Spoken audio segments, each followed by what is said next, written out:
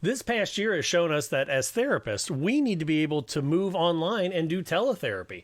Here at Speech Science, we're excited that this episode is brought to you by Presence Learning and Therapy Essentials. If you're considering a career in teletherapy, you need a therapy platform built specifically to deliver therapy and assessments remotely. Therapy Essentials, which includes the Presence Learning Therapy platform, is so much more than your average video conferencing tool. It was designed by clinicians for clinicians specifically to deliver therapy and assessments online. The Presence Learning platform features a content library full of games and activities sortable by age and interest to personalize your therapy and keep your clients engaged. It also includes speech-language assessments from top publishers.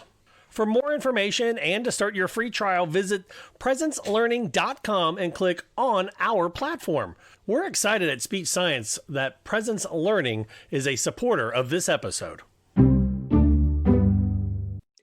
The views and opinions expressed during this show do not necessarily reflect the policy or position of any affiliated workplace or employer.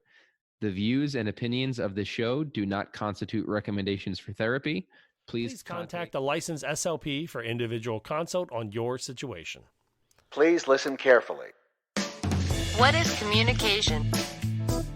An essential behavior of life. We have the both blessing and responsibility of trying to foster another. It's transmitting a thought from one person to another. It's the strongest way for two people to convey information to each other. The back and forth between two people. Communication is a lifeline. Just connection with other people. Connecting people in terms of ideas or thoughts or needs. Draws us out of ourselves, draws us into that relationship, builds up our families. Without it, we'd be lost. Whatever it is that we do to express intent and achieve an impact. Communication is the ability to express your needs, wants, frustrations, and desires to anyone that you feel needs to have that information.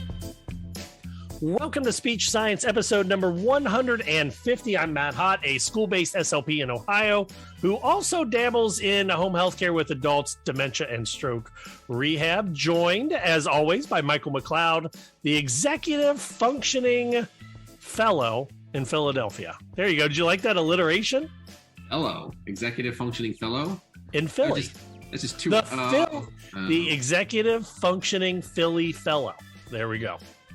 Is alliteration by sound or by letter? In phonetics, they're all the F sound, buddy.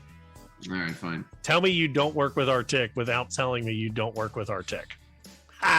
Good point. And then joining us later will be Michelle Wintering, our early childhood SLP out of Texas. And joining us right now is the PTSDSLP herself, Rachel Archaumbault, who is also, did I say it right? Archaumbault or Archaumbault? Archaumbault. Archaumbault. Like the, was that Alabama coach or whatever? Years ago? Yes. Yeah. Oh, yeah. An SLP in Florida and currently serving as a program specialist. Rachel, what's up?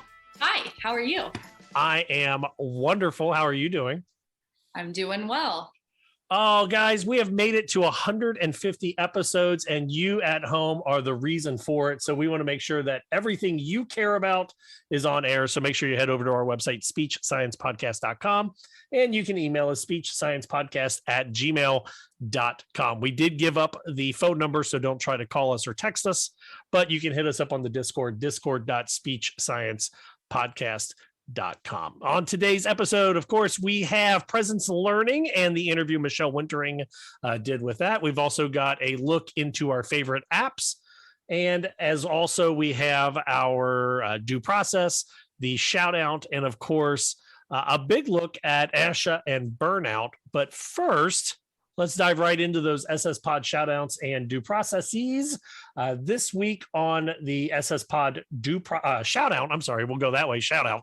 If you know somebody that is doing something that is above and beyond or something that is awesome or exceptional in our field, this is where you can do it. Hashtag SSPOD shoutout. This week it goes to Robin Nadler. And Rachel, you've got the story behind that one, I believe. I do. So I recently started a new position for my school district as a speech program specialist.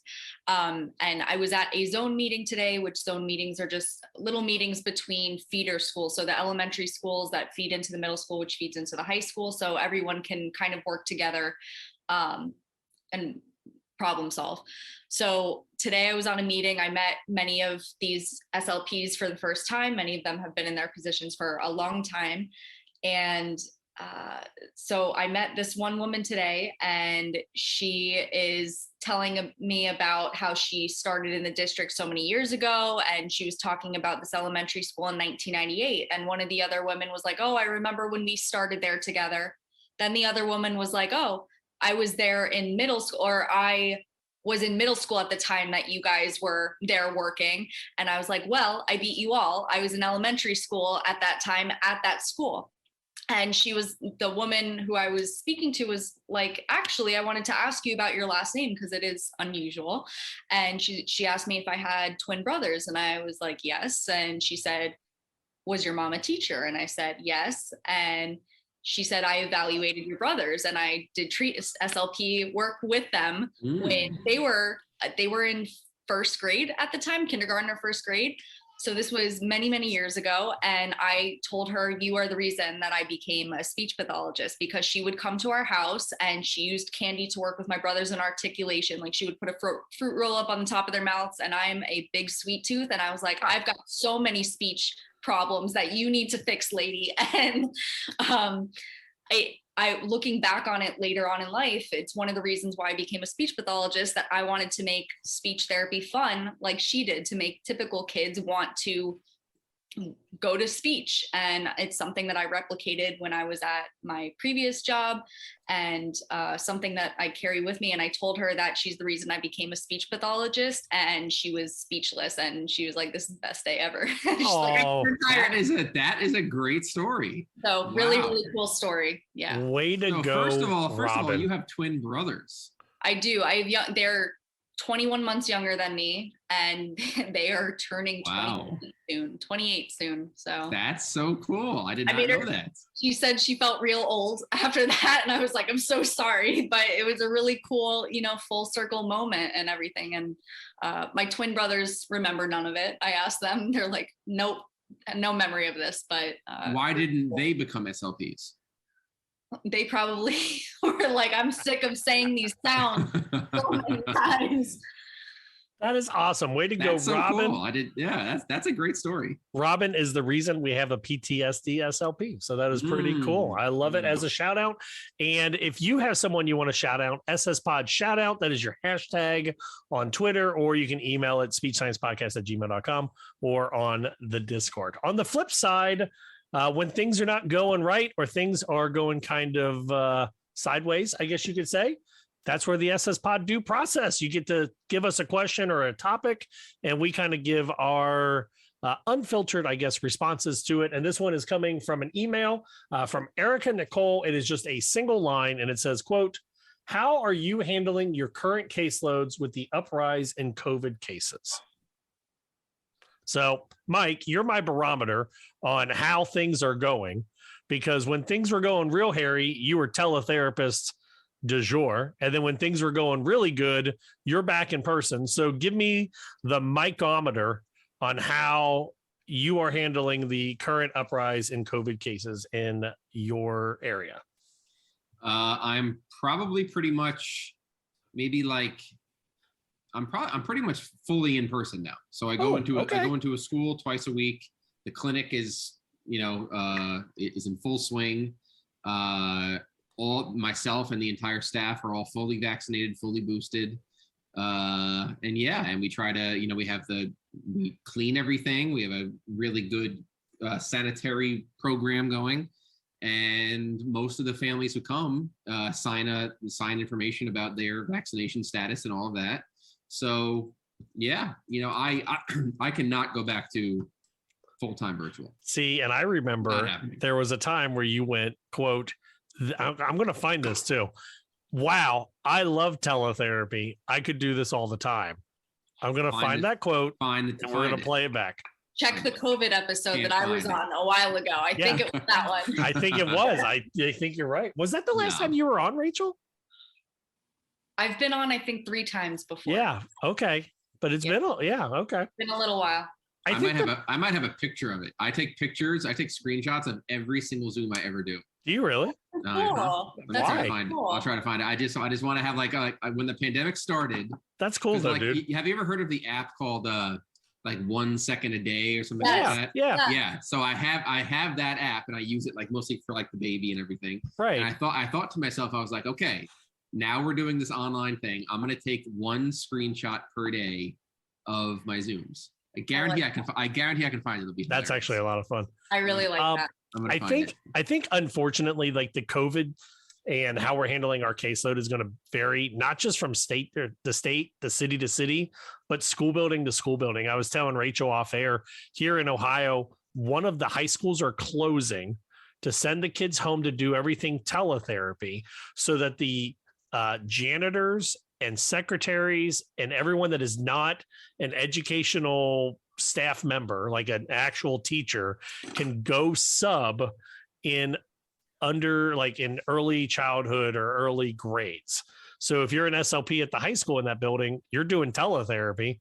And if you're an SLP in like the kindergarten building, you're in person. For me, I've got about 1/4 of my caseload is online and 3/4 are in person. What about you, Rachel? So I'm in Florida and it's a bit of a mess. So when we came back from winter break, that first week, the first 2 days, 1,000 teachers called out with COVID. And they're now just, so in my new position, I don't see students anymore. So all the staff members of the district that are not face-to-face with students, they're just saying, pick a school and offer to help. Like there's no tracking of it. It's just like, go somewhere and help. We're in a better position right now, but it's also, I think, because of that 5-day quarantine thing, they're saying 5 days from when you test positive, you're back to work. Yes. So I think that's contributing to it. And it's also decreasing the amount of time that people are out. So it's a mess. There were some pretty great memes out there where it's like the CDC now says you can, and people were writing ridiculous stuff. That was really funny. That's been such a joy. Is the memes that have come out of it. The memes have really gotten me through this pandemic big time. Me too. So Mike, Matt, allow screen sharing. You know how to do it? No, because I'm under a education one and it won't let the student share the screen. Dude. I'm using a education Zoom because it's cheaper. Yes. Welcome to Speech Science. You got to see this pic. It's ridiculous. It's the 4 of us. Send it. Put it in the chat and I'll put it up on Twitter. I love it. If you're okay with it, I'll put it up on Twitter. Sure. I look like I'm thrust in the middle of the pandemic. Like I did my own hair and I look like Rosie the Riveter right now. So yeah. You look exactly the same, pretty much. Matt has more hair. Thanks. And Michelle looks exactly the same. All right. So I was talking to a couple buddies of mine and I realized that I have thick hair as a guy. And did you know that not every male, when they go to the barber, has them thin their hair? Did you know you can get your hair thin, Mike? No. Right. I have to have my hair thinned when I go to the barber. They have special scissors that have like notches so that they can get it so it's not as thick. Check it out. Let's pull this up. Let me open it. That's fine. You guys could see how many Zooms. Oh man, my hair was red back in this one. Oh my goodness. How great is that? Wow. I do love that. Many. How are we handling the pandemic? You're asking. We are taking screenshots. That was from love that. March 22nd, 2020. So that was like right when the pandemic started. All right. I love that. That actually made my night. So to answer your question, how are we handling our caseloads? About the same way we were back in March of 2020. We just have changed our hair color. Mike, you've gone a little bit grayer. A little bit. I'm still dark. I'm old, man. SSPOD Due Process. All right. So let's venture into our first topic of the night. Sometimes we watch what happens in the Facebook groups. Sometimes we insert ourselves into the Facebook groups. And it started off as an innocent conversation. What has ASHA, and my Facebook just died, but what has ASHA doing to address burnout in our field? And I think that is a fairly innocent question. And of course, Rachel, fill everybody in. What happened? So this was posted on a speech Facebook group, and the question was a simple question. One of the first people that commented, though, basically alluded to the fact that, well, not a fact, that being burnt out is the person's fault. Like, if you are choosing to be burnt out by your job, you're not doing things right. So this person had said, oh, I work from this time to this time. I don't feel burdened to take home work at the end of the day. We don't know what fields, like which setting that this person works in or anything like that. But I am one of the people that inserted myself into this conversation. I think because, I mean, part of the thing that I do is the PTSDSLP is— and went viral because of this, by the way. That also, that's from this, that I was very on edge about it. And I just posted, I'm new to TikTok, like making videos and stuff, but I just posted a funny, making fun of the situation, how this person responded. And the next morning I woke up with 17,000 views on this TikTok, which the most I had before was like 100 views. So it just was like the funniest thing, like so random. But really this conversation really was, I mean, I think Matt, you said there were 120 something comments 158. Yep. Yeah. So there were a lot of people that felt either burnt out and were looking for advice, and this was not the place to get the advice, or were responding to this person not being very empathetic to the fact that we are in a pandemic right now. We have multiple systemic issues within our fields that are contributing to burnout. And my response was, ASHA could, you know, advocate for better caseload caps. Like in Florida, there is no caseload cap, or there's like an administrative issue. And also being a field that's 96% female, there is a correlation between like not being able to say no to extra duties that are put on there. We also are paid lower because of not being able to, what is that word? Negotiate our salaries. So I just thought it was a very short-sighted. And you said off air, mansplained. You can say that. Yeah, it's okay. He mansplains to a field of 96% women, and that set me off. So I respectfully was saying, here's a few things that ASHA could do. And then the more this person commented, the more he commented, it came across that he was intending to be as direct as he was. And that was where I was like, all right, this is now a time to educate. It's a time to support those in there that are truly burnt out after their first 2 months of being a speech pathologist and are looking for help, you know? So it just... Well, sorry, didn't mean to interrupt you. Go, Matt. No, go. No, I mean, like when we talk about burnout, you have two options. You have do all the work, burn yourself out, and quit the field. Or don't do the work, run the risk of being reprimanded for not doing the work, get fed up, and leave the field. I mean, it's not a great either way. However, I am going to disagree with you, though, and say I'm not sure that it's Rachel's point of view. I'm not sure it's ASHA's point to be involved with our caseloads.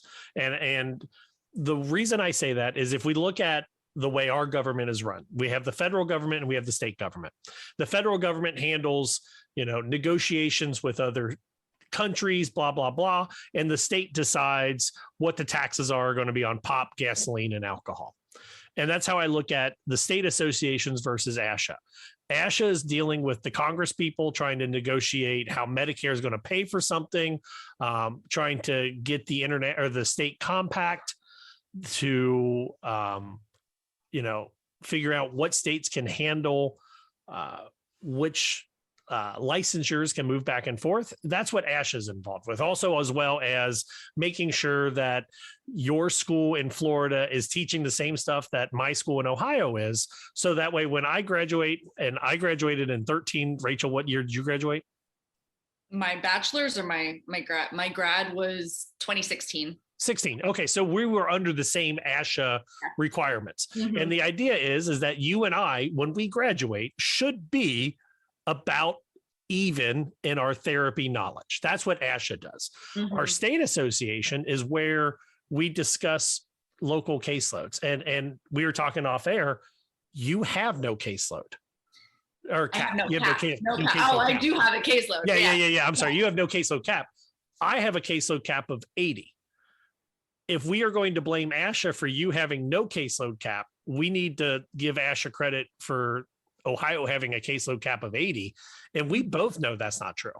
Right. So that's where I kind of struggle with everyone's blame on ASHA. That is not taking anything away from the victim blaming that was happening in that field or in that comment section. But I feel that a lot of times when we have these discussions about what is ASHA doing or what has ASHA done for me lately, we are missing all the stuff that ASHA is doing Mm-hmm. because they have to do it. And our state associations, I think, are the ones failing us. And I say that as a former state association member. And I also speak from being a former ASHA SEAL, the state education advocacy leader, knowing kind of what's going on in line, where people would reach out to Ohio and say, what are you guys doing? You guys are doing so much better than the rest of us. And here in Ohio, we're like, oh my God, we can't get any politician to lower our caseload numbers from 80 to 50. Right. And I appreciate your perspective as a former SEAL, because there are those things. I am not entirely sure what ASHA, not Navy. Yes. Yes. I'm not entirely sure what ASHA's difference is, but when you explain it like that, that is extremely helpful. And I have been a member of the convention planning board for FLASHA. I've attended FLASHA since 2018, and I hope to be more involved with them moving forward. The original question that was asked, which was a very like, hey, what do we do here? But the original question was, what purpose does ASHA have in preventing burnout? What role does it have? And I think when you were talking about ASHA is responsible for making sure that you and I, as a graduate of Ohio and a graduate of Florida, are on that same level from our universities, they can require that we take a mental health course, which is something that I advocate. I was so unprepared going into a traumatic situation and how to deal with kids, which shouldn't be the case, or how to, with other nursing profession, they do have, coping strategies that they're taught. They have mental health, how to take care of yourself courses. And if that was a requirement that ASHA stated, I think that could prevent burnout in a lot of ways, that 100%. We have coping strategies. So I think there is a role for ASHA, although people do blame ASHA, what are they doing for us? But I think the specific question in this was entirely missed by the person who commented and said, suck it up. And, just choose not to. And it was mansplaining and in a sense, victim blaming, like, oh, it's you are not strong enough to handle the tasks that are given to you. And a lot of the tasks that are given to us are not ethical, Correct. So if you have SLPs just dealing with these unethical situations, that's not helpful either. So I think there is a role for ASHA in burnout, but it needs to be clarified what ASHA's purpose is as an organization. What are they there to do for us? SpeechSciencePodcast.com, SpeechSciencePodcast@gmail.com. Throw your ideas out there. So, Rachel, I almost burned out 4 years ago. And I was taking work home. I was working 2 jobs. I had 95 kids on my caseload. I'd write IEPs and ETRs while my children were staring at me like, hey, Dad, you want to play? No, I got to write this IEP. I was seeing 3 to 5 patients after school. And now I'm not doing any of that. Do you want to know why? Why? Because I went to another school that paid me more and my caseload went from 95 to 44. Yep. And that was not my fault for working in a school district that had 95 kids. That I started the year off with like 103, 112. It's not my fault that I had 95 kids on my caseload. What was I going to do? Say I'm not going to serve the 80? And I mean, hell, you look at what happens in the state. I don't know how it happens in your state, but in Ohio, we have an 80 caseload cap. If I write in to say I'm over my number, their response is, great. What was your name? Matt? Okay. What building do you work at? Who's your superintendent? And then they call and they say, hey, Mr. Smith, the superintendent at ABC school, your SLP, Matt Hott, just called in and said that he's over the caseload cap. Why? And they say, oh, we can't hire somebody. And then they give them a pass. And guess who gets in trouble in the school district? The guy that's already burned out, or the guy or girl who's already burned out, ready to quit. Right. And I feel I'm especially protective of the new grads that I was thrown into that position. My first job, I was like, I want this job. I need a job right now. I need to pay my bills and everything. And I was thrown into a job that I was doing. It was 111 students as a CF. And that's crazy. I just thought this is I hadn't worked in a school before, but those were the only jobs being offered. So I think a lot of CFs take a terrible position because that's what they're given. And I've heard a lot this year, and it's been really grinding on me, I guess, that this in my new position, program specialist, I see a lot of the turnover happening with SLPs and everything. And I've heard from some older SLPs saying that these new group of SLPs are not resilient. And that bothers me. I think that this new generation is aware of their worth, is able to say no to bad working environments when other people have dealt with bad situations for a long time. So I should have been someone that said 111, you're kidding, I'm done. What's happening now is I'm seeing SLPs are placed in a school, their caseload is insane, they can't do any of this, and they peace out, and they're being told they're not resilient enough. And I think they are the ones that are right. The other people need to change to fix what's happening, because they're just replacing. I wonder, and I don't mean to cut you off. I do mean to cut you off. I wonder if it has something to do with our generation. And Mike, what year did you graduate? Grad school? Yeah. 2015. Okay. And I know Michelle's like 2012 because we were in the same group, but I had to go a year longer because of my program. I think our generation and younger are so connected with other SLPs that are not in our area that the older generation, when they were coming up, it was, oh my gosh, can you believe I have 111? Well, you better be lucky because I had 118. Ooh, Mary over there's got 105. Bill's got 101. What is he doing? Let's listen to Bill. And it becomes this like, okay, not a big deal. We're all in that hundreds. But now, because we're connected and you can talk to somebody in Ohio that's got a caseload of 44, you can talk to somebody in Arizona that's got 150. You can talk to somebody in Indiana or California or Washington or Philly. I think you're right. I think our generation is able to identify where the fallacy is in our field and call it out. Mm-hmm. And I think our generation is more willing to move because, again, I think of it like this. I had a buddy that grew up here in Cincinnati, took a job in Denver, and he still can FaceTime with all of us and sees his goddaughter because of FaceTime. I mean, like, we can do that, something we couldn't do 30 years ago.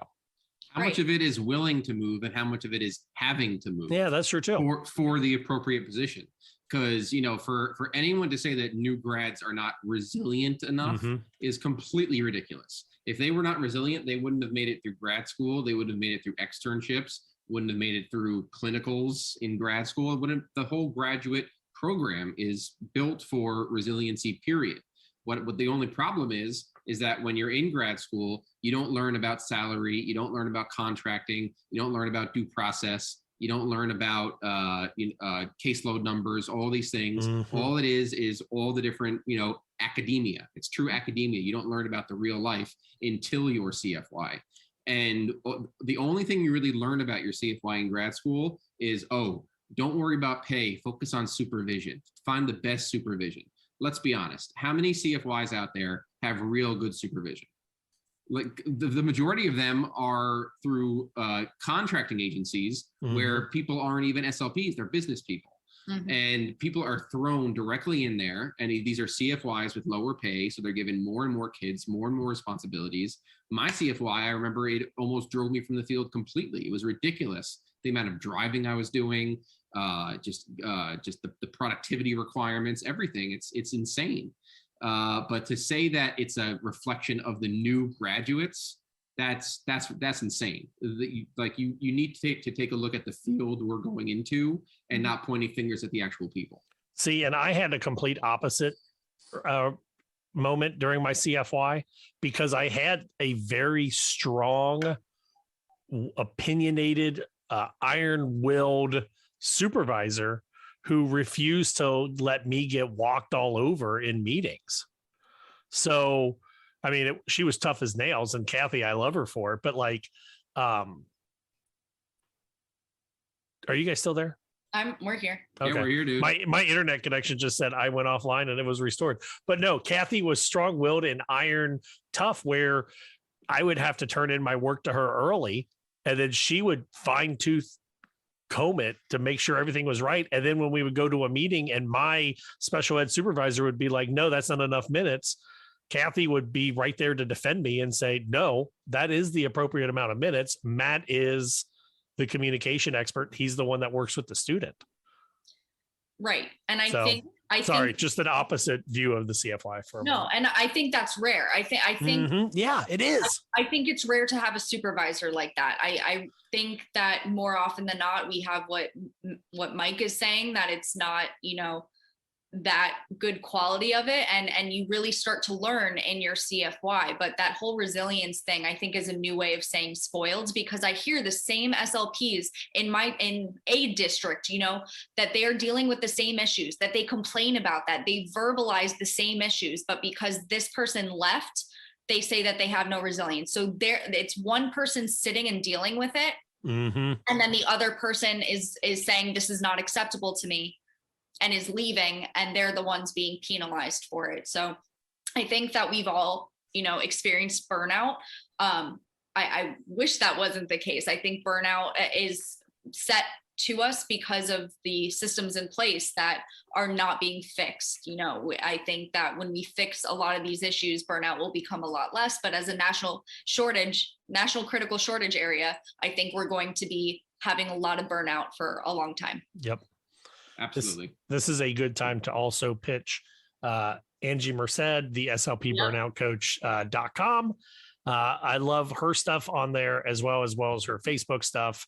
But you know what? I keep coming back to what you were saying, Rachel, and I love the idea of a mental health, not just for my student or not just for our clients, but for us as the clinician, and to address that in the college setting. I love that idea. The more I come back to that, that's what I'm trying to advocate for, because I remember there was no priority for my mental health, for my physical health. Like it was, I was sick. I had like a major virus every single quarter or every single semester of grad school. And, I had the flu one time, I had mono one time, and the only teacher was one that I had, this one professor every single semester. She was the only one that was like, take as much time as you need. We will get to the work when we get to the work. The others were like, this deadline is here. And, it's kind of the same thing as, in elementary school, they're like, you can't use a calculator because you're not going to have a calculator on your phone. Well, now I do have a calculator on my phone. We were never prepared for the mental health or the physical health aspect of it. And then when I was thrown into my workplace having a national traumatic event, and then I had to take care of myself and worry about the students that have gone through this, I was unprepared for that and did not have the coping strategies. And I think if our field, working with students that have trauma, that's not a niche group. Like that's a massive group of students or clients or anything. Like our field is going to experience or work with people who have had trauma. And I think having a mental health course for ourselves to take care of ourselves and also understand what that looks like with stress in other people is a major requirement that needs to be given. What's crazy is that hasn't already happened. You know, Exactly. this whole issue of burnout is not new. It's, you know, there's so many places have staffing shortages, so many places have underpaid SLPs. And at the end of the day, we go into this field to help other people and improve the quality of lives of others. And it's impossible for anyone to do that. I don't care how resilient you are. It's impossible for anyone to do that unless we have self-care. Absolutely. And I've now I'm on TikTok all the time. Like I downloaded it New Year's Day of 2020 and I haven't stopped, but I see now I have a lot of medical stuff that comes up, and you see doctors now have this little thing on their badges that's a little robot. See that? So like when you press the button, it's like, how can I help you today? And it's like, I'm having a panic attack right now. And they walk you through some breathing things. And a lot of doctors on TikTok will just be like, saying not so nice things to it, like I'm going to quit today, or, you know, and it's like, let's just take a breath. And it seems like other fields like that, like where was that initiative in speech? We have somewhat of the same issues, that it's being solved or trying to be solved. I don't think the little robot is going to solve the burnout from doctors right now, but there's an attempt there going on. So where is that in our setting, I saw one where the doctor said something like, I'm going to quit. And the little robot responded with, remember, you're making a difference in saving somebody's life. And it was like, you know what? Like if I was really having a day and I was told that might be enough for me to be like, yeah, you know what? Like, I appreciate that. And as you're saying about like trauma, and I know you went through a major trauma and your students went through a major trauma, but there's also, you know, just the little trauma of how do you handle the kid that was set off because all they wanted was an extra 5 minutes with one of their parents. And the parent was like, I don't have time for this, and left. And then that kid gets on the school bus, and then that kid rolls into our therapy room, and we're like, all right, we're going to say R 150 times in the next 5 minutes. And the kid just wants to chat about why no one loves them or whatever. We're not prepared for that. You know, what was actually the hardest thing for me was in my part-time externship, that I was working with a lot of kids with behaviors, and I had very minimal experience with kids in general. So when I had a kid hitting me and the supervisor's looking there like, you don't know how to deal with this, because I don't know how to deal with any kid. I don't know how to diffuse this situation. And I think the self-regulation part of it is a coping strategy that's needed. Like if I'm dealing with a kid that's screaming at the top of his lungs, that is going to really trigger me. And I need to be able to say, all right, what do I need to do to help myself get back to a good zone? That's what SLPs need right now. Because we can be put in stressful situations. We're not saying stress needs to be eliminated.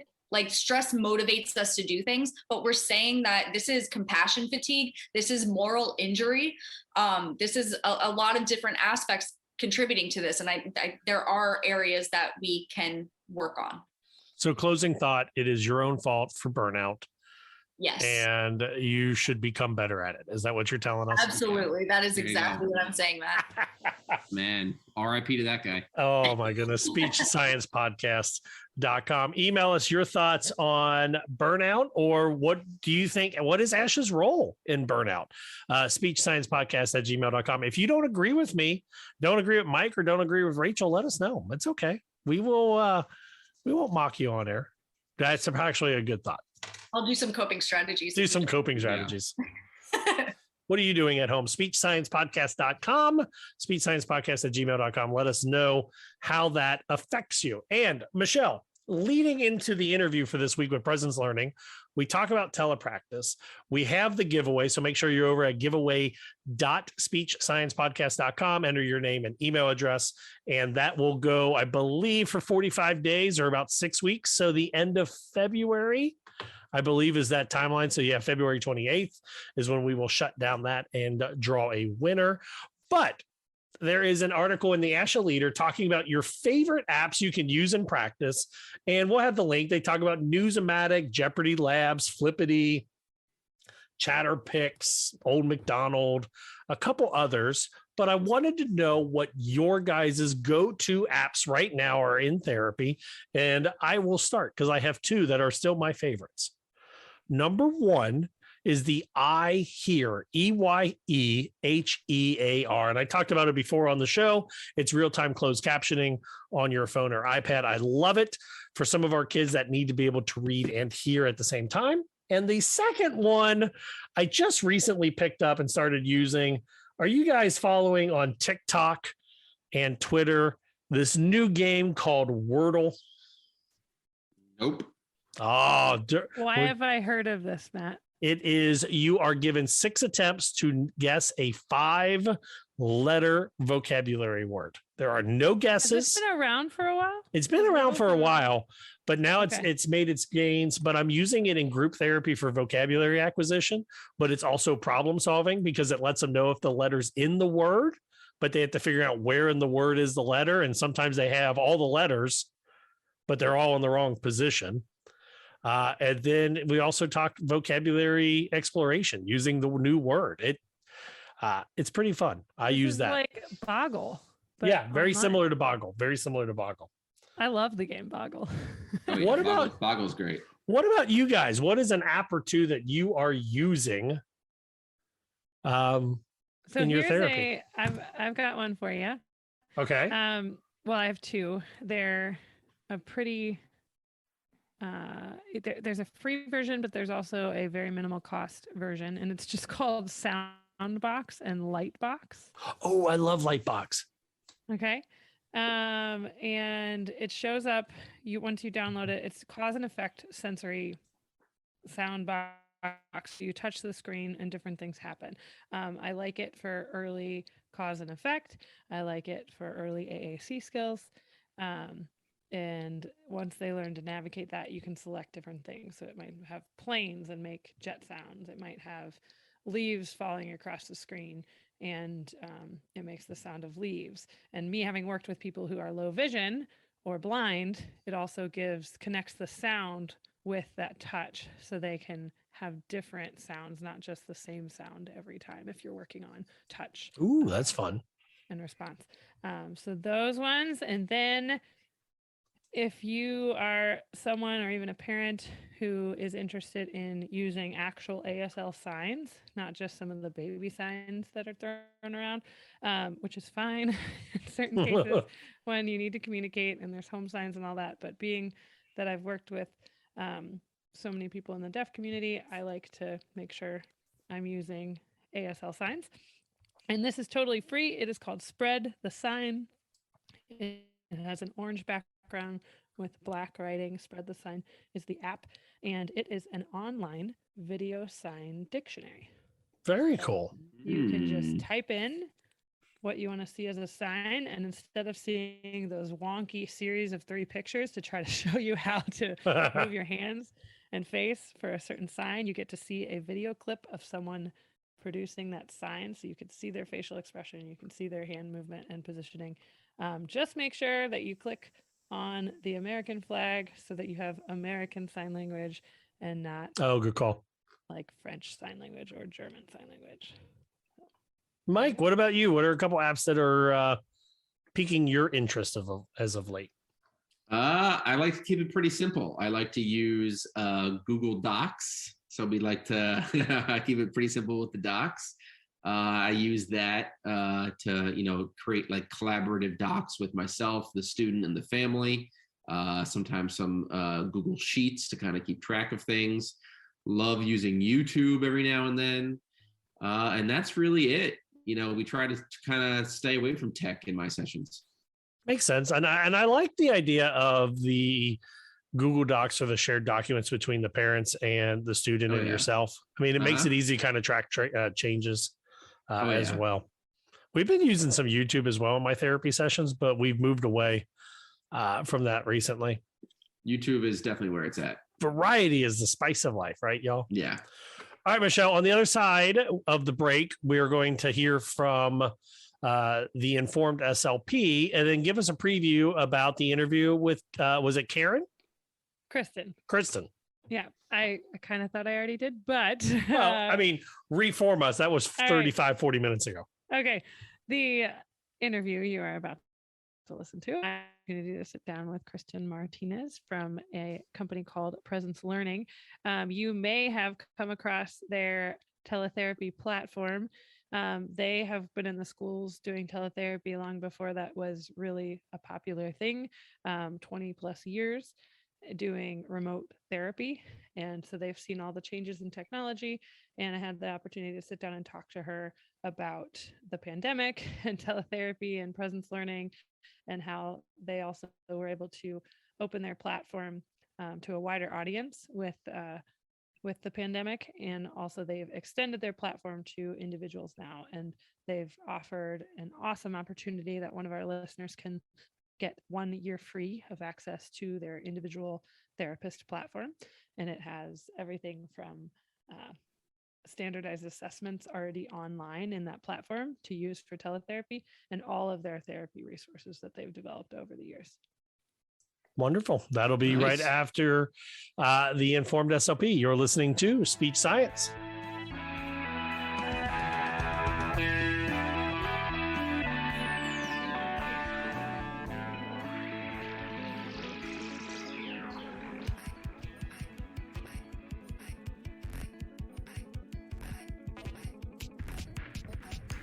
And now for our regular research review, brought to you by the Informed SLP. The Informed SLP releases a monthly newsletter that brings you plain language reviews of only the newest, most clinically applicable research, keeping you up to date on advances in the field and saving you tons of time. So let's get to it. A Tale of the Aging Swallow. This is a review of multiple articles that are linked in this review on our website. Pharyngeal area gets larger, tongue strength declines. This is what happens to the swallow over time.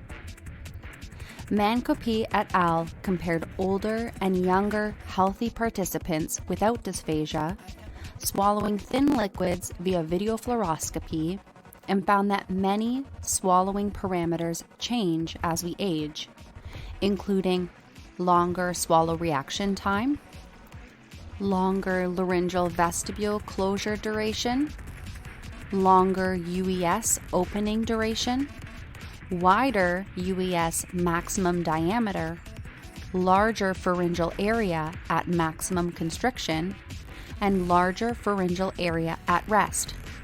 The following parameters did not change with age: sip volume, number of swallows per bolus, frequency or severity of penetration aspiration, hyoid burst onset to UES opening, time to laryngeal vestibule closure, hyoid peak position, hyoid speed, and total pharyngeal residue.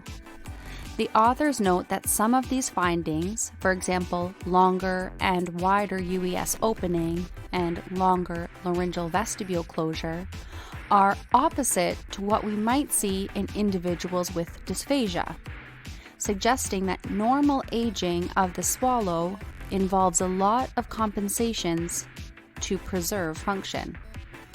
But is there a point at which older adults can no longer compensate and age-related changes contribute to a swallowing impairment? The answer might be yes. Maraban Farr et al. Found that age-related changes were one of the most common etiologies of dysphagia in otherwise healthy adults over 85. Video fluoroscopic findings revealed prolonged oral transit times and increased post-swallow aspiration in adults older than 85 when compared to younger adults. In another study, Liu et al. Found that tongue strength decreases with age and that individuals with chewing and swallowing difficulties experience an accelerated decline in tongue strength. We know that people with reduced tongue pressure, as measured by the IOP or the tonguometer, may be more likely to require a more conservative oral diet. So maybe older adults compensate by slowing down the pace of eating. And that might explain why Grandpa was the last to finish eating at your most recent holiday dinner. So it looks like we have compensatory mechanisms in place, especially for folks without dysphagia. And over the age of 85, more monitoring of swallow status might be necessary.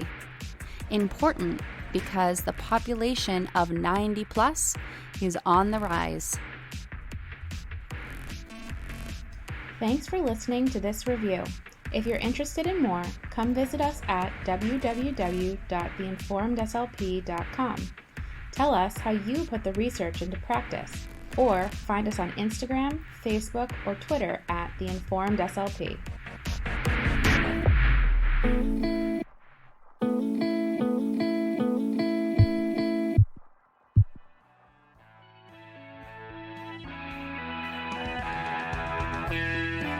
Before we jump into the interview, let's take a moment to look at our supporter, Presence Learning and Therapy Essentials, which includes the Presence Learning Therapy platform. It's so much more than your average video conferencing tool. It includes everything you need to securely and effectively deliver speech-language therapy assessments remotely, including a content library full of customizable games and activities so you can personalize your therapy sessions to keep your clients engaged. That's one of the problems I ran into all last year, was trying to find stuff to keep all of my middle school kids engaged during group activities. Plus, on Presence Learning Therapy platform, you have the ability to upload your own therapy content and materials. Presence Learning platform has everything you need to confidently build your own teletherapy career. Learn more and start your free trial today at presencelearning.com, then click on Our Platform at the top of the homepage.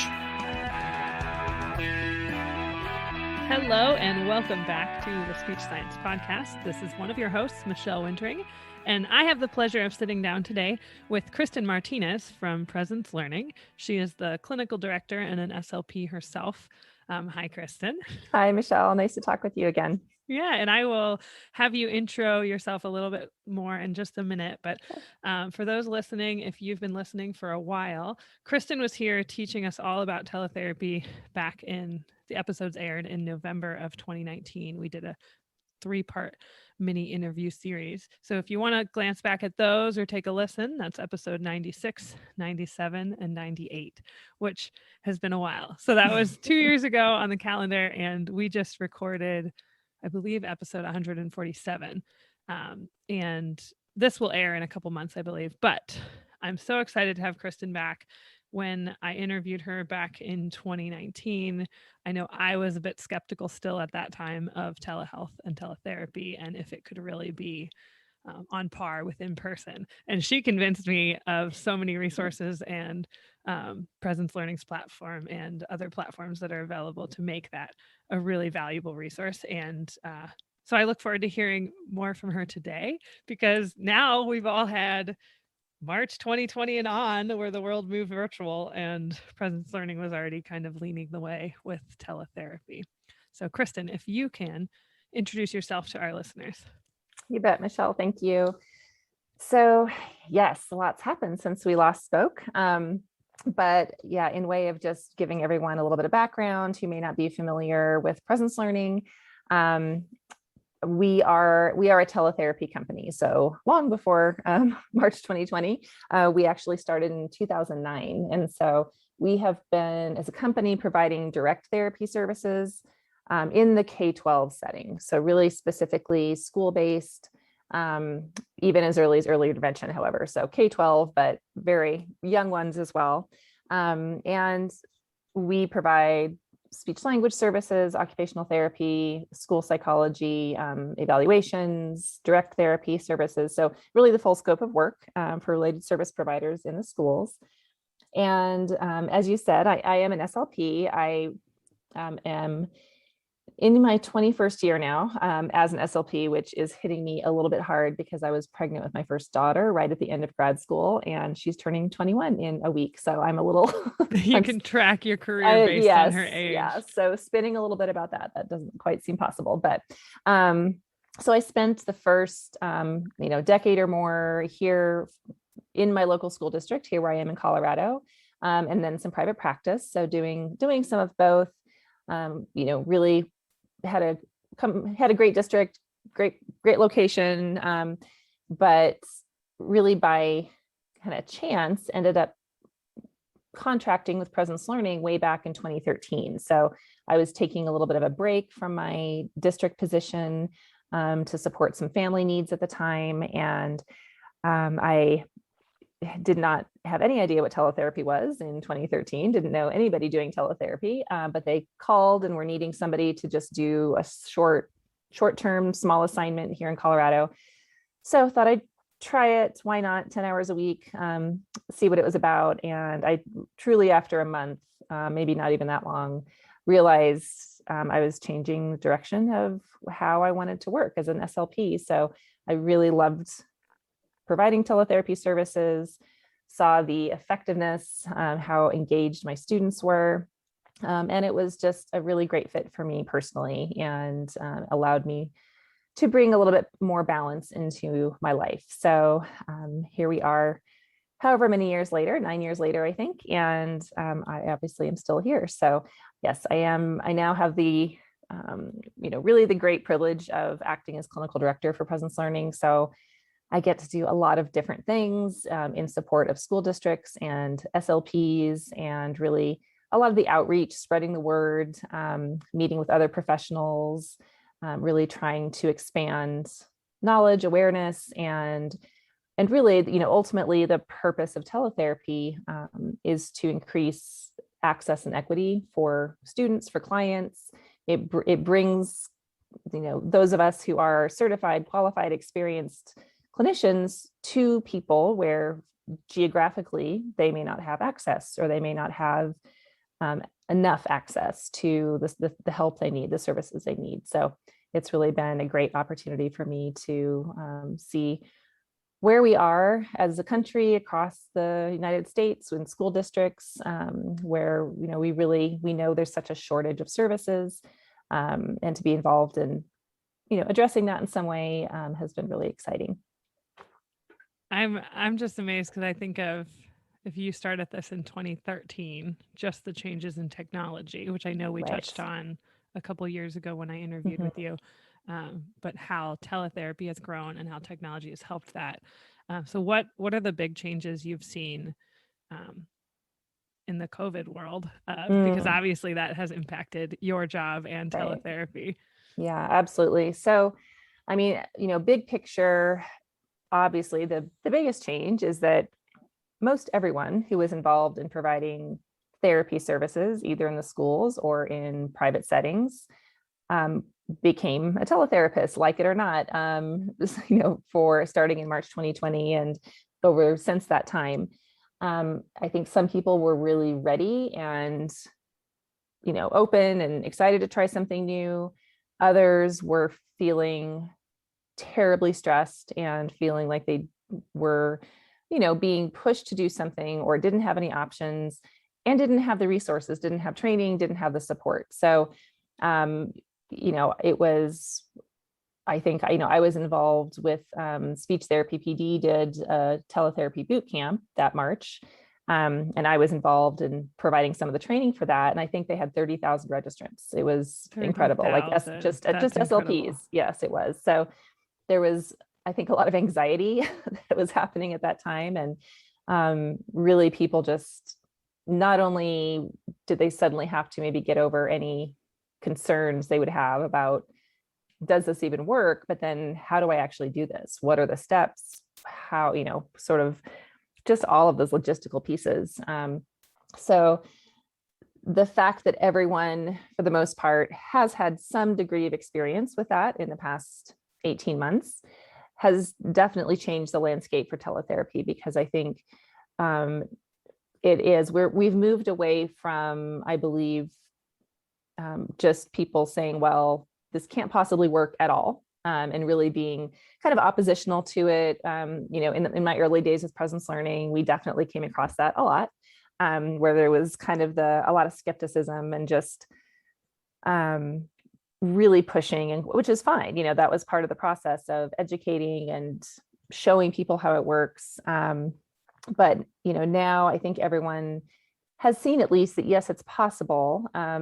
some people I know had negative experiences. And so it may have pushed them the other way where they're like, nope, I never want to do that again. Yes, I've met some like that, but I feel like Yes. most I've met have been, people have said, wow, it's at least better than I thought. Right. So many. Yeah. And I think, the frustrating part for me and others who have been involved with teletherapy for a long time, we really wanted to support all of our colleagues and help them understand how it really can work and the tools and how to make their lives easier instead of it just being this really overwhelming, stressful thing. So, but I think that we are now in a reality. I don't think we're ever going to go back to the way things were, where there will never be a teletherapy option for in the schools or in healthcare. I think that piece will just expand and it will become a hybrid. I think that will be more the standard where either because of the circumstances for the client, for the student, health reasons, they're doing remote learning, all kinds of reasons that people prefer to actually receive services remotely, or that's the only way they can receive services. But also for us as therapists, I've absolutely spoken with many SLPs who now that's what they want to do. They really do. Even though it was hard at first, they really enjoyed providing services that way. And so that's kind of changed their path as well. Now, with presence learning being, I know we're going to touch on the new platform piece, but being primarily servicing schools and school districts, are you seeing, even with schools back in person, is presence learning seeing more schools still contracting with you all to support or do a hybrid method? Yeah, we are. So we do have districts that even if they were fully staffed before COVID and had all of the on-site staff they need, I do think that they're thinking more creatively. They're thinking about, well, maybe we have, for the most part, we're staffed up, or maybe we're really close to being fully staffed, but are we using our staff the best way that we could? When, how much of my SLP's time is spent driving between locations, when maybe they could be in one location and either provide teletherapy services from that main office to some of the more remote schools in the district, or maybe they're still working with us to provide that support for the direct therapy. So again, I think it's special education directors and lead SLPs and all kinds of people at the administrative level they're thinking differently. They are really thinking of teletherapy as either contracting for direct teletherapy services or using a teletherapy platform for their on-site staff. They are starting to blend in teletherapy as an ongoing and sustaining model. Okay. And I know a big reason why we have you here today is the new platform that Presence Learning has added called Therapy Essentials. So I will just give you the platform and tell us all about this. Okay, great. So from the beginning, when we did start up in 2009, we built our own platform. And so obviously as teletherapy service providers, we needed to have something that our therapists were using. So again, at the time, there was nothing out there. This was even pre-Zoom. So in 2009, our product and engineering team created their own. And so that is the model that we have been building on for over a decade. And it's very specifically built for therapy. So all of the features, all of the tools were created with clinical input because a therapist requested something and said, I really need this feature to better support what I'm doing remotely. Always with the idea that we are trying to create, the quality we want it to be on par or even better than in-person services. And so it's just really an incredible platform, but it was only available to our clinicians, our therapists who are contracting with us. And then enter COVID, March 2020. And clearly there was significant need for a therapy platform that others could use, who all of those SLPs, OTs, school psychologists who had been providing in-person services, but now did not have that option because all of our students, or most of them, were in their home setting. Districts were looking for an option. So at that point, about a year and a half ago, we did pivot and made our platform available to school districts. So that was really the first phase. That was the most significant need that we were hearing about, is from our schools saying, can we use your platform for our staff? So we developed training for the platform, resources, and made that available. And then what we have added this year is also making the platform available to private practitioners and to clinic settings, university settings. So again, it's a little bit different model than for the school districts because they tend to have many, many more users. But this therapy essentials for private practitioners, for clinics, university settings is subscription-based, and they can subscribe to it either on a monthly basis or annually. And there are a couple of versions. One that includes all of our tools and activities, but without the assessments built in. And then there's the version that includes the assessments, because we do partner with all of the major publishers to have a whole suite of, the assessments that we use in person. We have the digital versions, and it's built into our platform. So that's the other option if remote evaluations is something that a practitioner wants to be able to complete. Mm-hmm. So this is something that an individual SLP with a private practice could subscribe to, or say an outpatient clinic wanted to subscribe to for for their team of therapists. Yep. Okay. Absolutely. And I think something I'm noticing that sounds unique is that access to your the online evaluations option, because I know there's other Simple Practice, a few other different therapy platforms for people to do telehealth and teletherapy. Right. What else makes yours unique? So, I think the fact that we had already had this tool for our therapists, and so there are features. It has been, because it was that's how we were delivering services, and so we were, in the position then to make it available to others outside. But again, we already had a built-in activity library that gives therapists a place to start, or they can upload their own activities. Everything is fully interactive, and so as a therapist, I'm not having to kind of do any hacks to bring in other things, or I'm not having to pass the mouse control to my student. It's just all it's naturally interactive. It's all web-based. There's no software download, but every therapist has their own unique link. So HIPAA, FERPA compliant, certainly. And so it's a secure platform to start. And, like I said, there are just so many, many more than I could go into. Nobody wants to listen to me list them all off, but there are just features that make it so much easier to do our jobs as SLPs remotely. For instance, I have the ability to turn off my students' mouse control. If they're a little distracted and I need them to focus in, I can turn that off and turn it back on. I can turn off my students' ability to see their own video feed. So I know that well. That's a good one. Yeah, well, it is. It's, and it was interesting because it was actually originally created out of a request from our counselors who were doing counseling with students, and some of the kids were bothered by being able to see themselves on video while they were in a counseling session. And so our team created a way for the therapist to shut off just the students seeing themselves. They still see me as the therapist. I still see them. They're just not looking at themselves.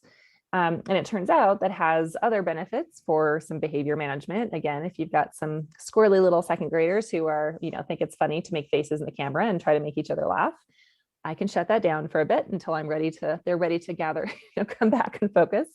But also to give evaluations, if you think about it, when we're there in person and we're assessing articulation or fluency, we don't have a mirror in front of our clients where they might be looking at themselves and feeling self-conscious, and that might actually impact their response. So we can turn that off during evaluations that we're doing online as well. So, again, it goes on, but, I also really want to highlight, because to me, this is a significant clinical feature, is that any user, even at the base level subscription, they have access to the live tech support chat in the therapy room, and so does the client. So they have it on their side too. So it's just a little button and they can live chat our team, who is amazing. And most of them have been with us for years and years, are really knowledgeable and patient. We also have Spanish bilingual team members who are on that team. So, always of course, when we're in the schools, everything is IEP driven, therapy minutes. And so we're very focused on making sure we're not losing minutes with students having to cancel sessions. So to have that access to be able to chat with somebody and not feel like you have to know how to solve every tech issue that comes up, it's a huge relief for me. And I've been doing this since 2013. So I think it's really important to the integrity of, a tool like this. And having it all in one, I'm just thinking out loud, but having it all in one place between the activities and the evaluations and that support, sounds really appealing to me. Yeah, well, and it is. That's the idea, is as much as possible, kind of this one-stop shop, so that you are not having to kind of band-aid and bring other things in necessarily. But our platform does also allow for site sharing and screen sharing. So I can pull in other web-based resources. So if there is something I love using, if I'm using Cough Drop or Boardmaker or, any of we know there's just thousands probably of these great web-based interactive activities, I can pull those in as well. And so it really just expands the, resources that I have available to me as a therapist. And if our listeners would like to read up more or learn more, see what their their subscription options are, where can they find that? Yeah, they can just go to presencelearning.com, and can see about all our services, but go to Therapy Essentials. There'll be a link, and they can look at pricing, more features, and see what is included for that subscription. And then on a broader teletherapy question, what do you wish that, I'll start with families and parents, but families and parents and then therapists knew about teletherapy? So families and students, if they have not tried it before, or if they have and it was not, a very positive experience, I think I would just want them to know that it can be a very effective, very positive modality of service delivery, and that, at least, and again, I can speak to my company, what I know, but our therapists certainly are, highly experienced, always fully qualified, licensed. And so, teletherapy is not a new form of therapy. It is learning how to translate what you do in person to this online modality. So, it's not somebody who was only trained up to provide only teletherapy services, and it's this whole different animal. It's just another way, for instance, how those of us who went through the pendulum swinging of push-in services, pull-out services, it's different ways of delivering services, and you're still working on all of the same goals. You're still have the same, expectations of the quality of services. So, and first, depending on, it's very dependent, I think, by student, by, individual, the parent, what their situation is. But for some, I think just having the option is really powerful. And it is, certainly we've heard from many, many parents and students who prefer, they prefer to do their services online. And certainly not everybody will feel that way, but it's nice that there's the options. I think it's really great that they're, for many people, they might have the option, or if they don't, if teletherapy is the only option for them, just understanding the high quality of the services that they will receive. That's a great reminder. Is there anything else that I missed that you would like our listeners to know, either about presence learning or therapy essentials? Oh, wow. Well, I would say just with therapy essentials, we are, even though it's a platform, it's our platform that we've been using as a company for over a decade. This piece of it that now is available externally to private practitioners, I would say, is really growing in its own way. And so I think that for, people to try it out, take a look, let us know if there's something they would like to see included, because we realize that it's a different market. It's a different group of people who are not providing necessarily school-based services, but they are in private practice, or they're in a clinic or a university setting, and there are some varying needs. And so that's something that we're very focused on as well, is adding features and resources specific to the platform in a separate use, something that is outside of the school setting. And in addition to just the platform itself, we are continuing to develop resources, help center items, different options for clinicians to just learn and grow their practice. Okay, that all sounds great. I will, I'd like to give the audience, if you don't mind, is there a way that they could contact you if they have any further questions? And then, of course, Absolutely. The Presence Learning website. Sure. Yep. Of course, the Presence Learning website, but anyone can email me directly if they would like to contact me. It's just kristin.martinez@presencelearning.com. That's Kristin with an IN at the end. So yeah, I love hearing from anyone just who might be, for whatever reason, if they have an idea to share or they're exploring options and they just want to kind of bounce some ideas off of me or find out more about what we can help them with. I'm really always excited to hear from those outside the presence learning world as well. Well, and thank you, because I feel like I learned so much 2 years ago from you about teletherapy. So again, if anyone wants to go back, we did a 3-part kind of intro to teletherapy in 2019. It's episode 96, 97, and 98, where Kristin taught us all about doing an evaluation over teletherapy, what therapy might look like, and what discharge might look like. So if you want to glance back at that, I think it's only grown since then. There's more options now in the last 2 years. And of course, check out the therapy essentials option if you are a outpatient private practice or in a school setting who needs a platform for speech therapy. So thank you, Kristin. And we look forward to maybe having you back on again as teletherapy continues to grow. Yeah, I'd love to. Thanks, Michelle. I appreciate it.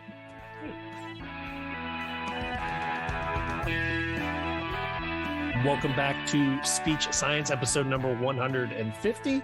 Big shout out to Michelle and Presence Learning, as well as the big giveaway. So head on over to giveaway.speechsciencepodcast.com. Get your name and email address into there and get a year access to the Presence Learning materials. That will be pretty awesome. And as we were talking about apps, Mike, I exposed you to this last week. You're playing Wordle, but I just found out, Rachel, you are not playing Wordle. I don't know what Wordle is. Dude, I got all my students are on Wordle right now. Okay, are you using it in therapy? Oh yeah. 100%. I love it. I love it from problem solving. I love it to vocabulary acquisition. I'm using it in social skills groups for like teamwork and negotiation. All right, Rachel, do you see the screen? I do see the screen. All right. So Wordle is you get 6 attempts to name a 5-letter word. And it is just a random 5-letter word. It's like Jeopardy it's like Wheel of Fortune without the money and the big wheel. So Rachel, give us a 5-letter word. Any 5-letter word. Dance. Dance. D-A-N-C-E. Wordle tells us the A is in the right spot and none of the other letters are correct. So is it saying that the D is not, it can't be in the puzzle at all? Or correct. It anything in gray is not used, but the A is in the right spot. Now, if it came up yellow, it would be in the word, but not in the right spot. Ooh. So we have an A. Have you done this one yet, Mike? No, I'm doing it right now. Awesome. Okay, give us a word, Mike. Help us out. Movie. Because I've done this with all my students 3 times today. I'll catch you up to where I'm at so far. So we got an O. Okay, now we have a V is in the right spot, but the O is in there. I've been doing this as a 5-minute warm up with all my speech therapy students, and I love it. Fun. Okay, let's do. Also, remember we are on air, so. I was gonna say radio, but we already have a RADI. I'll give you guys a. I'll give you guys. So now there's an R. Okay, so now we know that the O. I'll catch you guys up to where I'm at. The R is the last letter. Okay. I've already done this like 6 times today, guys. So I play this puzzle. I play the puzzle as soon as I wake up, and then I'll do it in therapy with the kids, and they love it. So that's what I do with the New York Times minis. Ooh, yeah, that's a good one too. I do those. They come out like 10 o'clock or 6 p.m. So every night at like 10 p.m., I get a little notification like your puzzle's ready. Ooh, and nice. My lowest time is 17 seconds. Wow. Well, you are definitely over 17 seconds on this one. I know. I'm stressing. Oh, man, I'm trying to figure out what this is. This is driving me nuts. Okay, so we know that the O has to be either under the I or the first letter. Correct. I think it's this. I think it's the second to last letter. Oh, okay. Gotcha. Like, so blank AVOR. Yeah, is that correct, Matt? If you tell me the first letter, I will let you know how correct you are. Oh my God. I have 2 chances. I have 2 chances left. And again, I use this with a lot of my students I even use it with some of my RTIC kids because they love it. I'm like, all right, let's practice some R sounds. That's really cool. Right? Okay, so we know there's an R, we know there's an O. So where are they? Oh my God. As soon as you figure out the first letter, you're going to know what the whole thing is.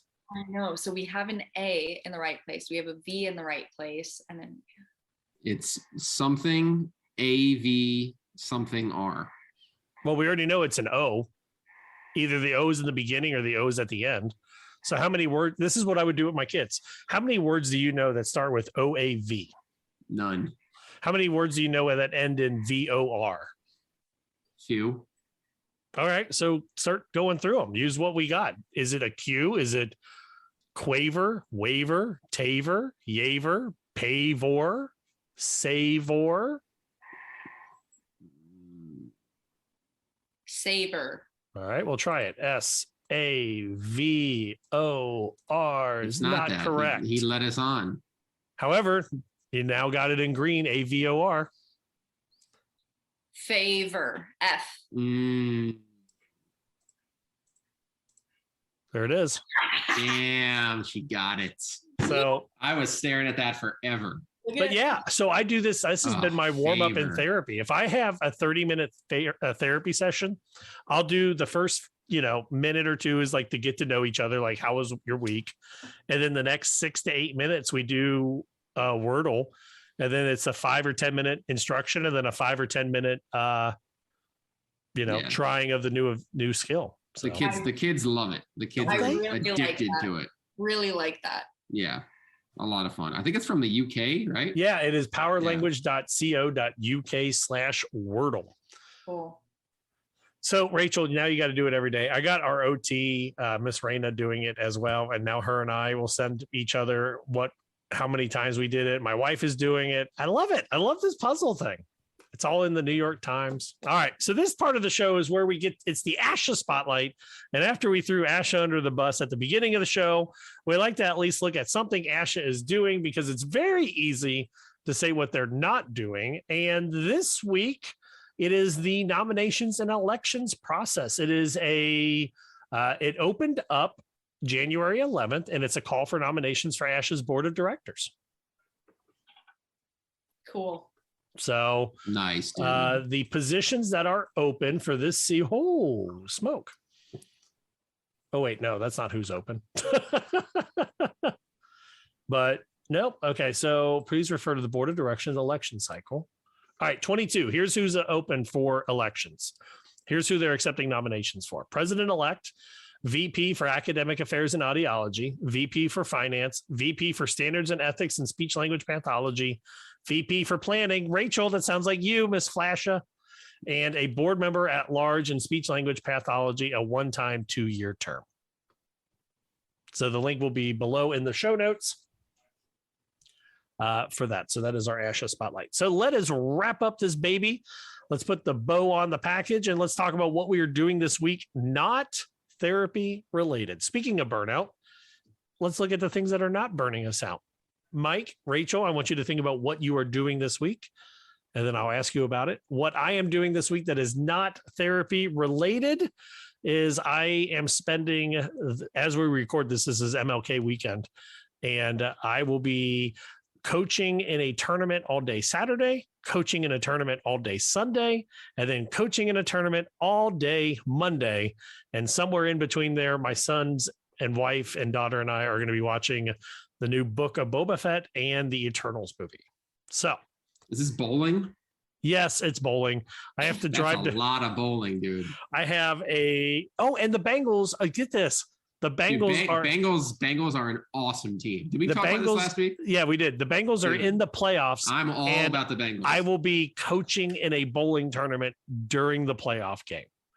If my kids ever listen to this, my bowlers ever listen to this, and they go, I wonder if Mr. Hot loves us.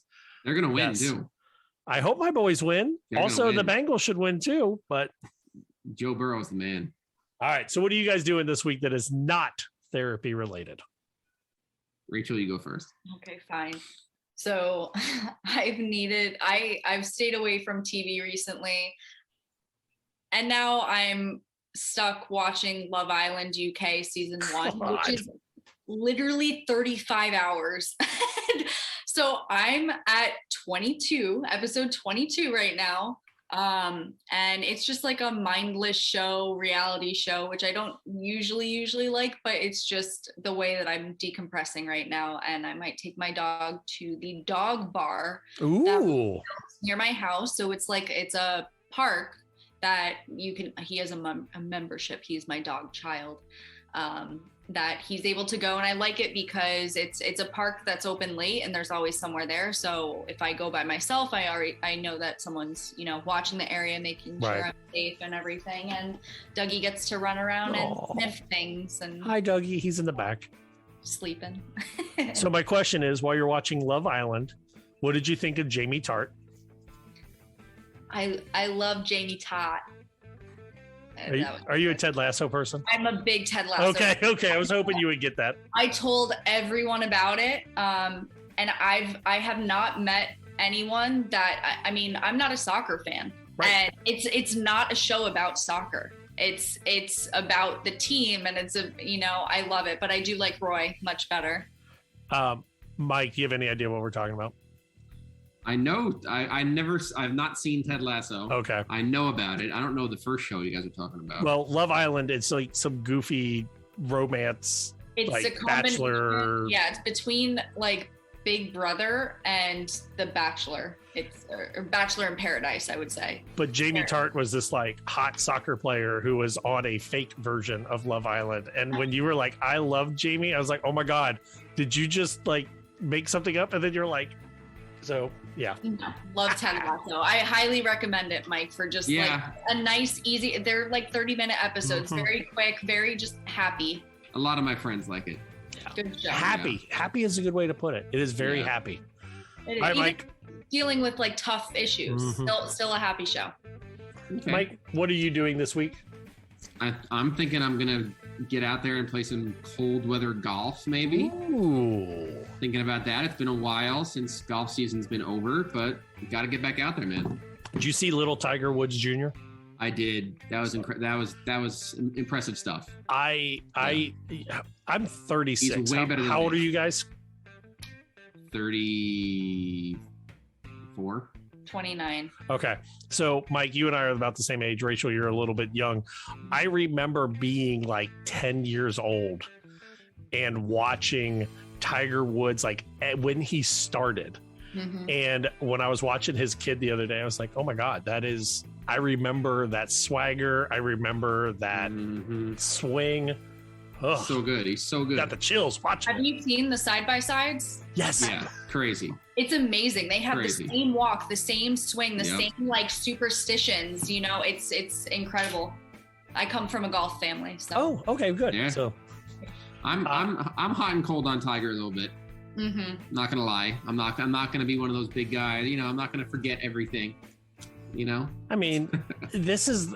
I know the show's wrapping up. The musical is playing, but like the hard part is like with anybody, how do you compartmentalize things that they have done with how great they were, and then also at what point do you let them forgive and move on? And that's the hard part. I mean, that is with anybody in celebrity. That is with anybody you work with, and I think everybody's answer to that is a little bit differently, and I compartmentalize it of when I watch old stuff when I was 15. It reminds me of being 15 and wanting to golf, you know. And it's like when I became 30 and watched him do all the stupid stuff and drunk drive and do all that, it's like I don't want anyone to be like that. So it's like when you're in the car and that R. Kelly song comes on. Ugh. What do? Turn to Weird Al is what I do. Stuck in the drive-thru. Can't keep it on. Now knowing what we know. SpeechSciencePodcast.com, SpeechSciencePodcast@gmail.com. You can also find us in the Discord, discord.speechsciencepodcast.com. Rachel Dougie back there is taking up the whole couch, ain't he? He's living the dream. That is a 9-foot couch. Talk about self-care. You can also we are designing the new Willow shirt that'll be up on merchandise.speechsciencepodcast.com. And of course, the Presence Learning giveaway over at giveaway.speechsciencepodcast.com. Our opening music was Please Listen Carefully by Jazar, licensed under an attribution and share alike license. The bump music courtesy of John Deku. It's County Fair Rock. Find all of his music at soundcloud.com/dirtdogmusic.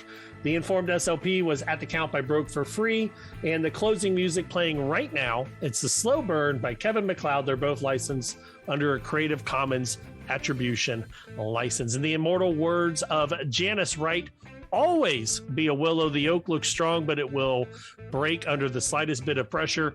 The willow will bend and return to form. And I feel like that is the perfect way to end a show where we talked about burnout. We can all be willows and eventually return to form.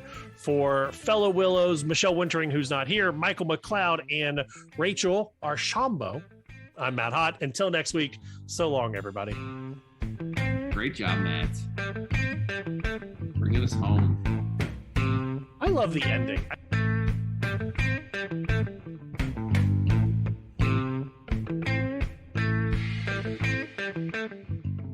The sponsor for this episode has been Presence Learning and their Therapy Essentials. Are you thinking that after everything we've been through over the last year that you may want to look at pursuing your teletherapy practice?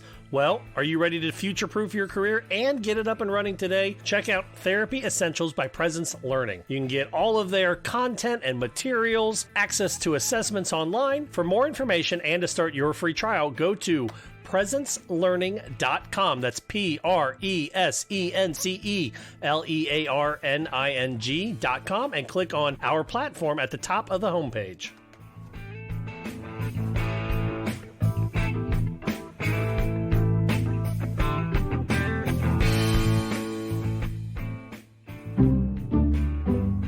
Speech Science is edited and produced by MWH Production. Please follow Speech Science on Twitter at Speech Science PC and like our page on Facebook. And rate and subscribe to our podcast anywhere you get your podcasts.